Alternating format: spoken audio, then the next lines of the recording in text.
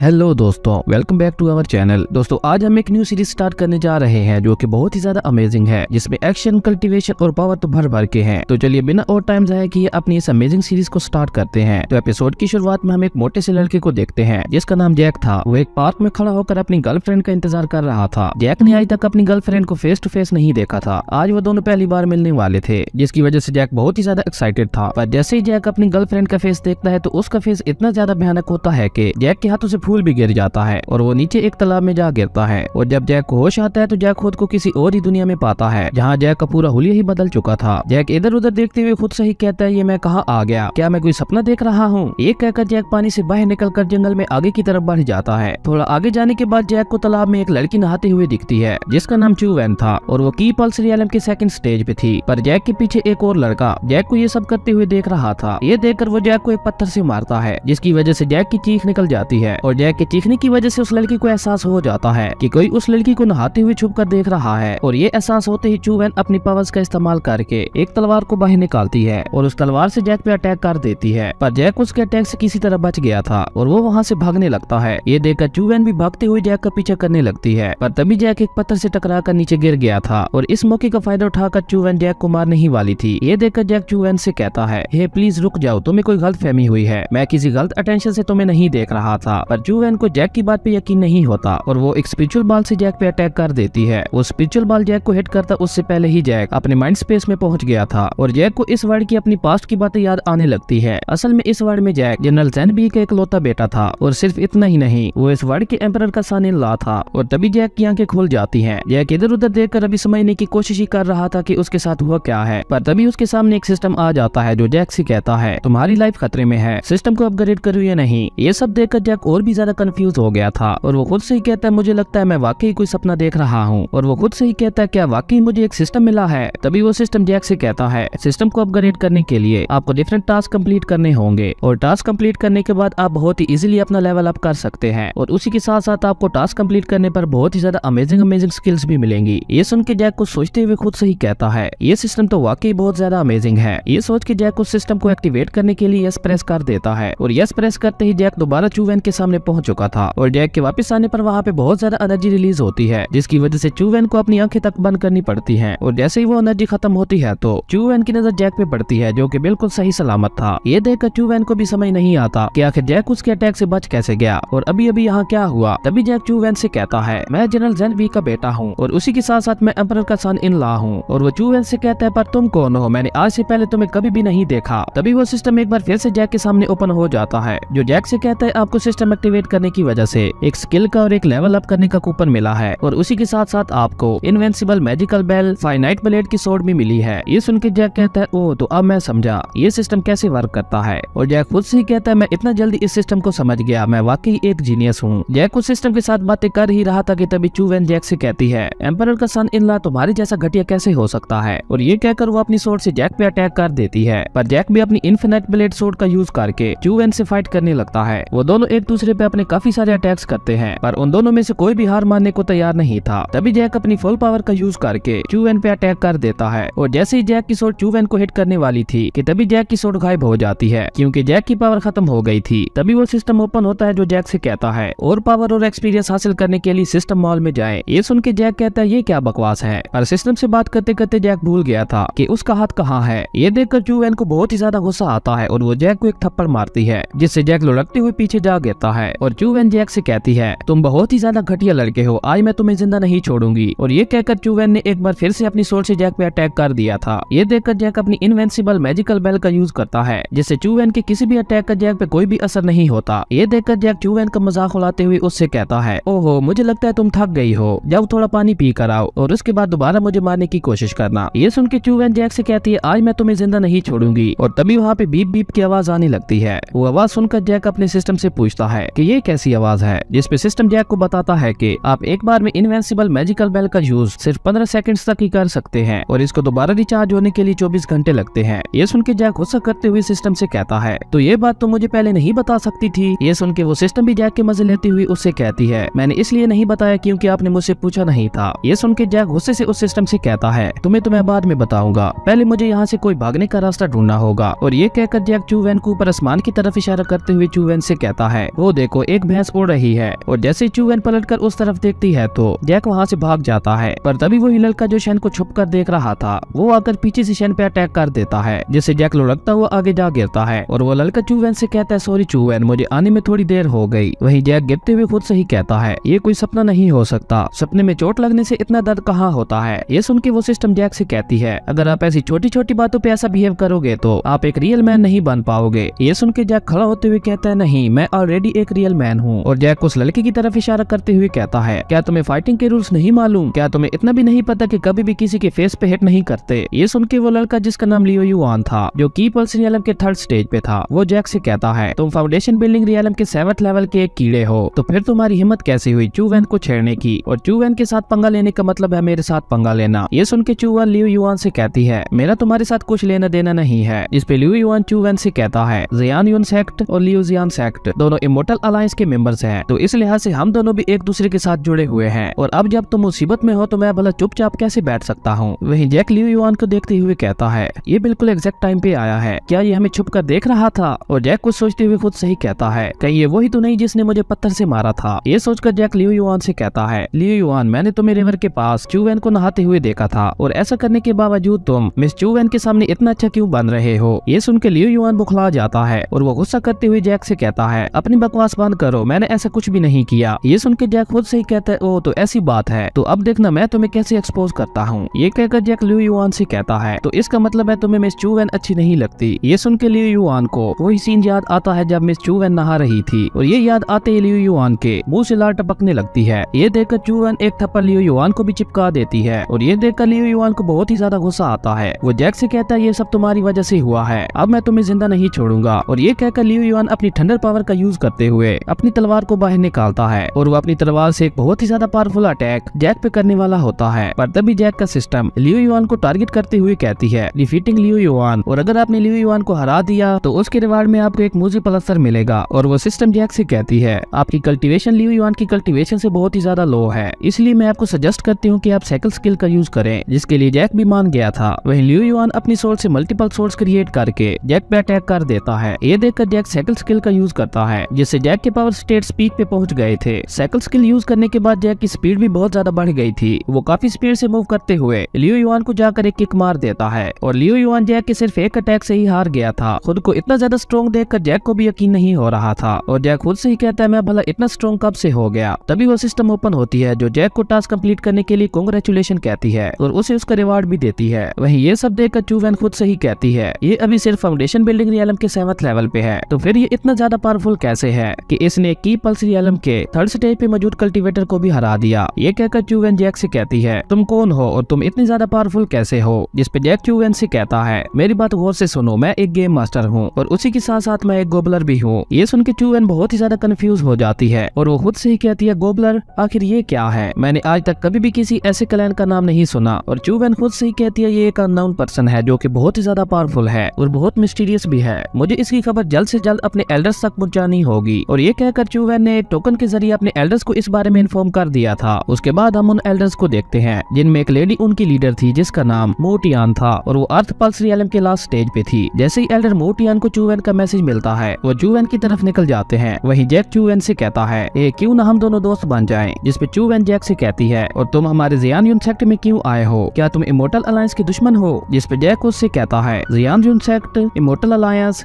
ये सब क्या है? जिस पे चैन वो जैक से कहती है तुम्हें इतना भी नहीं पता, इमोर्टल अलायंस के 4 मेजर सेक्ट हैं। जियान युन सेक्ट जो कि हमारा सेक्ट है वो मैजिक यूज करने में बहुत ज्यादा अच्छा है। सेकंड है लीज वन सेक्ट जो कि तलवारबाजी में बहुत ज्यादा अच्छा है। थर्ड है मूव सेक्ट जो कि टाइगर्स को अरेंज करने में अच्छा है। फोर्थ है पेंगलाई सेक्ट जो कि फॉर्मेशन बनाने में अच्छा है। और इन 4 मेजर सेक्ट्स के अंदर बहुत ज्यादा टैलेंटेड लोग मौजूद हैं, तो इसलिए मैं तुम्हें एडवाइस देती हूँ कि तुम सच सच बता दो कि तुम कौन हो, और अगर फिर भी तुमने कोई चाल चली तो तुम इमोर्टल अलायंस से जिंदा बच के नहीं जा पाओगे। ये सुन के जैक लियो युआन की तरफ इशारा करते हुए चूवैन से कहता है क्या वो सब भी इसी की तरह पावरफुल हैं? ये सुन के चूवैन को बहुत ज्यादा गुस्सा आता है और वो जैक से कुछ कहने ही वाली होती है कि तभी वहाँ पे एल्डर मोटियान और उसके 2 सैनिक आ जाते हैं। ये देखकर चूवैन भागकर एल्डर मोटियान की तरफ जाती है और वो उनसे कहती है आप बिल्कुल ठीक टाइम पे आई हैं। ये लड़का पता नहीं कौन है और कहाँ से आया है, मुझे तो इस पे शक हो रहा है, कहीं ये इमोर्टल अलायंस का कोई दुश्मन तो नहीं। ये सुन के एल्डर मोटियान कोई बात किए बगैर ही अपना ऑर्डर रिलीज कर देती है और वो जैक को मारने ही वाली होती है कि तभी जैक की सिस्टम जैक से कहती है मुझे यहाँ पे डेथ ऑफ ऑरा महसूस हो रहा है। है और तभी एल्डर मोटियान अपने मैजिक से एक ब्लू फिनिक्स को समन करती है, जिसे देखकर जैक के होश भी उड़ गए थे। और इसी के साथ हमारा ये एपिसोड यहीं पे खत्म हो जाता है। दोस्तों आपको ये सीरीज कैसी लगी कमेंट करके जरूर बताना और ये भी बता देना कि मैं आगे इस सीरीज को कंटिन्यू करूं या नहीं। ओके तो बाय बाय, मिलते हैं एक न्यू वीडियो में। अगर आपको वीडियो अच्छी लगी तो लाइक कर दें और अगर चैनल पे नए आए हो तो सब्सक्राइब करते जाना।